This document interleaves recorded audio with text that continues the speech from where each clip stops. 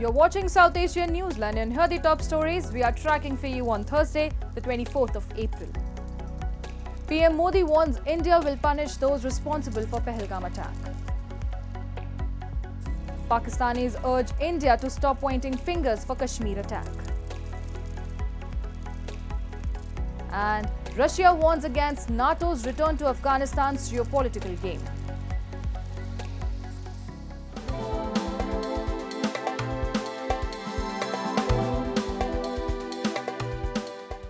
And now for all the details.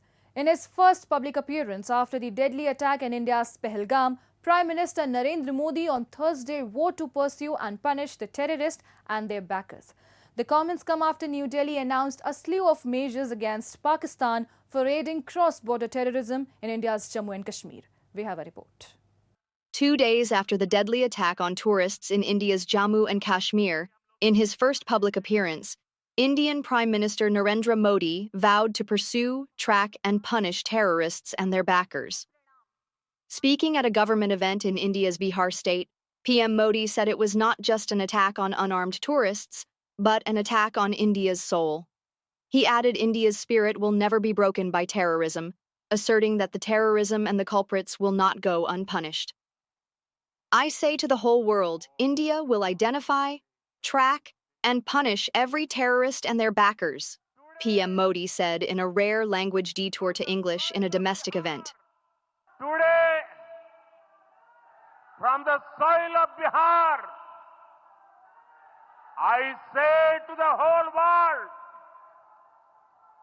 India will identify, track, and punish every terrorist and their backers.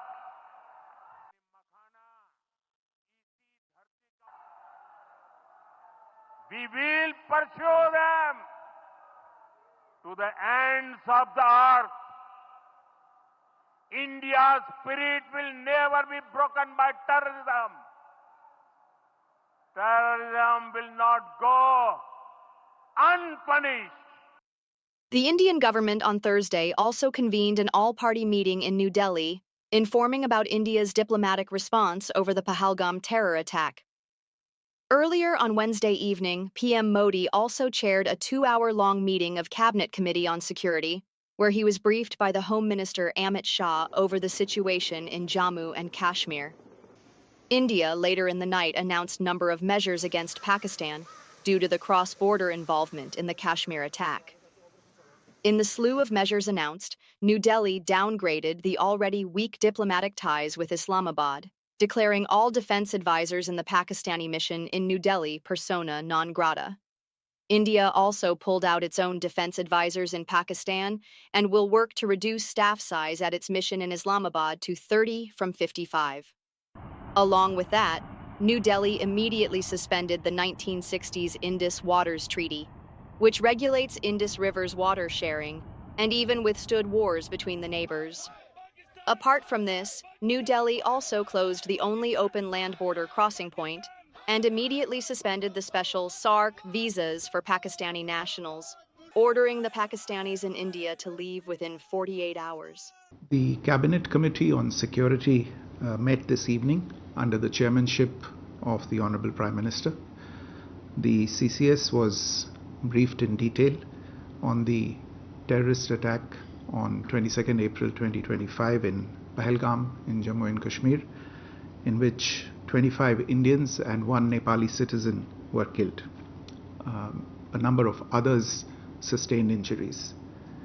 The CCS condemned the attack in the strongest terms and expressed its deepest condolences to the families of the victims and hoped for the early recovery of the injured.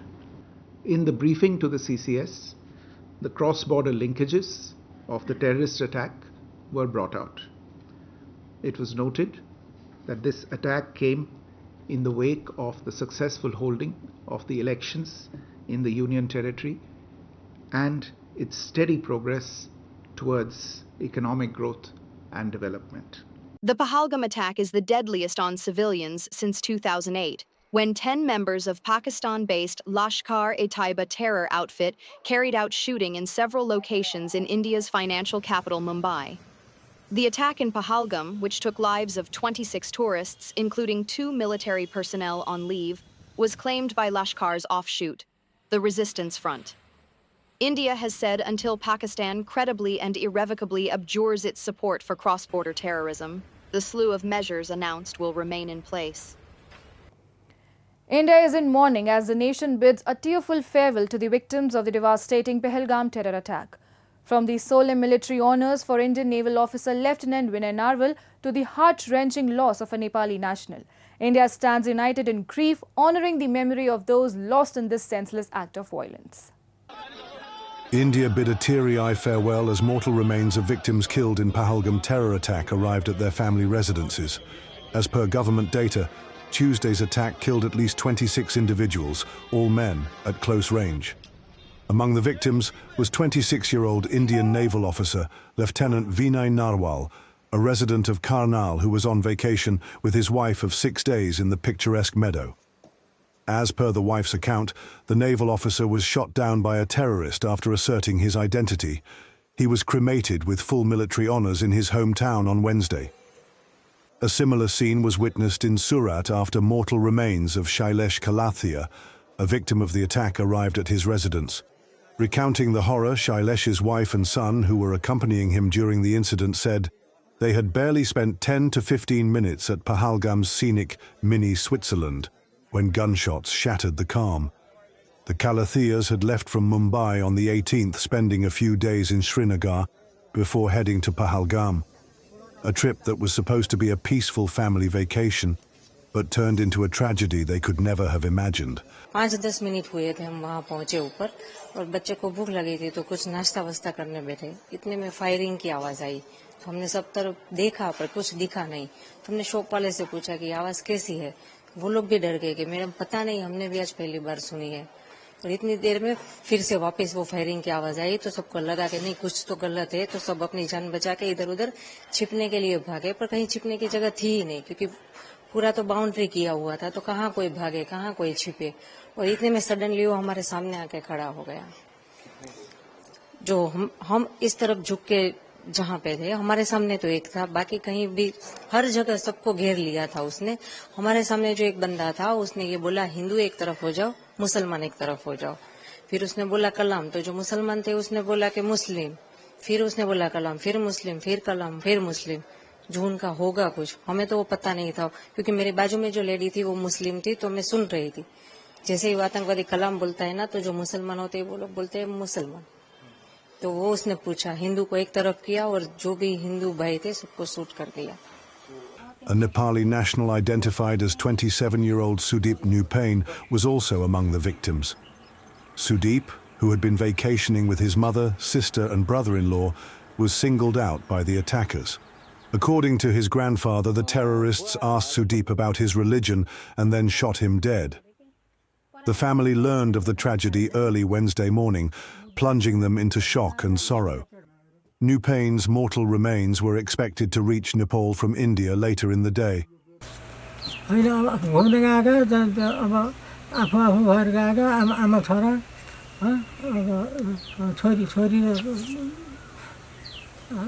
श्रीमान भर गएगा और को गए थे के गए थे अब उसले जाने गोली हाने मार दिए है। तो अब त्यहाँ मुसलमान उसके के होस् भन्दाखेरि होइन हामी हिन्दू भनिन्छन् के, तो हिन्दू भनेपछि कहाँ गोली हान्छ त्यही सुन्थेँ कि मैले। The attack occurred during peak tourist season in Pahalgam, a scenic destination that has seen a surge in visitors since the abrogation of Article 370 in 2019. Tourists were seen returning from the region following the terror attack, with Indian Airlines operating extra flights and Indian Railways running a special train. The attack is subjected to affect the region's economy, which is largely dependent on tourism, and was returning to normalcy after COVID-19 and years of cross-border terrorism. The attack has attained wide condemnation, with the people of the Union Territory observing a shutterdown strike denouncing it, Omar Abdullah, the Chief Minister of Jammu and Kashmir, has lauded the efforts of locals and the unity displayed over the incident. बहुत ही ज़्यादा शुक्रगुजार हूँ कि उन्होंने किस तरह इस हमले के बाद बाहर आके इस हमले की मजम्मत की। कठुआ से लेके कुपवारा तक, पूरा चिनाब से लेके पीर पंचाल तक, शायद ही कोई ऐसा इलाका है जहां लोग अपनी मर्जी से बाहर नहीं आए और जहां लोगों ने बाहर आके इस हमले के खिलाफ एक ही आवाज़ में बात की और कहा कि ये हमारे लिए नहीं था, हम इसमें शामिल नहीं हैं। Meanwhile, Pakistanis on Thursday criticized India's decision to downgrade diplomatic ties following the Pahalgam terror attack, calling the move rash and warning that aggressive posturing would only inflame regional tensions. Meanwhile, Pakistan PM Shehbaz Sharif summoned the National Security Committee meeting on Thursday to formulate response to India's measures after Islamabad called Pahalgam false flag operation. Earlier, Pakistan had denied any role in the attack. देखें, ये तो India का जो है वो कहते हैं कि पुराना चलन है कि जब भी उनके मुल्क में कोई बाहर से प्रेसिडेंट आता है, अभी जैसे अमेरिकन आया हुआ है वो प्रेसिडेंट, तो इनका टूरिस्ट पे अटैक हो गया है। देखिए, अब प्रॉपर इन्वेस्टिगेशन हुई नहीं है। जब तक इन्वेस्टिगेशन नहीं होगी आप कैसे उठ के किसी पे ब्लेम लगा सकते हैं? आप बैठे बातचीत करें, प्रॉपर इन्वेस्टिगेशन करें, उसके बाद आप कोई एक्शन लें। अब जैसे आप अटैक कर रहे हैं, अब आगे से हमारी भी तो आर्मी है, हम अटैक करेंगे तो ज़ाहिर है ये खित्ते में कशीदा माहौल बनेगा। Diplomatic ties between the two countries were weak even before the latest measures by India, which include suspension of river-sharing treaty. Pakistan had expelled India's envoy and has not posted its own ambassador in New Delhi after India revoked Kashmir's special status in 2019. जो भी भारत में कुछ हुआ है कहते पाकिस्तान ने करवाया, जो भी उनके का दहशतगर्दी होती है पाकिस्तान पे इल्ज़ाम लगा देता है। तो पाकिस्तान कोई इतना कमज़ोर नहीं है कि इल्ज़ाम लगाने से कोई उनसे डर जाता है। जहाँ जो है ना वो हमारी सरहदें पाकिस्तान की मजबूत है। देखें, पाकिस्तान की अफवाज पाकिस्तान मजबूत है और उससे ज़्यादा अवाम मजबूत है, मुत्तहद है। इस एक मुल्क के इशू पे पाकिस्तान की अवाम एक है। Moving on. Russia has warned against NATO's potential return to Afghanistan, calling it a time bomb and a threat to regional stability. Foreign Minister Sergei Lavrov criticized Western engagement with the Taliban and condemned any move to re-establish NATO military facilities in the country. His remarks followed unconfirmed reports linking US President Donald Trump to a proposal for US control of Bagram Air Base to monitor China. Speaking in Samarkand, Lavrov also noted that Western nations via the UN were reviving diplomatic efforts in Doha. While Russia supports practical cooperation with the Taliban, it opposes any ideological or military interference. Lavrov emphasized that removing the Taliban from Russia's list of terrorist organizations would enable more effective engagement. Additionally, he announced an upcoming Russia-Central Asia summit in Dushanbe to boost regional cooperation and reaffirmed Russia's resistance to Western geopolitical influence in the region. Moving on.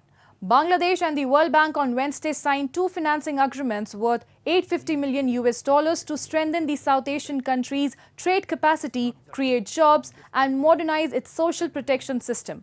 The bulk of the funding, $650 million, will support the Bay Terminal Marine Infrastructure Development Project, an initiative to expand and modernize port facilities in the southeastern district of Chittagong. The project will include constructing a 3.7-mile climate-resilient breakwater and access channels, allowing the port to accommodate larger vessels. To remain on a sustainable growth path, Bangladesh must create quality jobs for its population, particularly for the nearly 2 million youth who enter the labour market every year. Gail Martin, the World Bank's director for Bangladesh, said in a statement. The remaining $200 million will go towards the strengthening social protection for improved resilience, inclusion and targeting project, which will deliver cash and livelihood services to 4.5 million vulnerable people. The project will establish a national registry to improve targeting and service delivery. It will also provide skills training, microcredit and entrepreneurship mentoring. The financing comes from the World Bank's International Development Association, which has committed more than $45 billion to Bangladesh since its independence in 1971. And the Sri Lankan cabinet has approved a draft bill to establish the Gambling Sports Regularization Authority, aiming to regulate the country's expanding gambling sector. Cleared by the Attorney General and pending publication in the Government Gazette, the proposed Gambling Sports Regularization Act would cover traditional casinos, online betting and offshore gambling. Local media reported that the new authority will serve as the sole national regulator, addressing long-standing calls for better oversight. Currently, online gambling largely escapes taxation and regulations, resulting in significant revenue loss. The authority will be empowered to issue licenses, monitor compliance and enforce penalties. Once enacted, the law is expected to bring greater transparency, accountability and revenue collection to Sri Lanka's gambling industry. That's all in tonight's edition. We will see you same time tomorrow. Good night.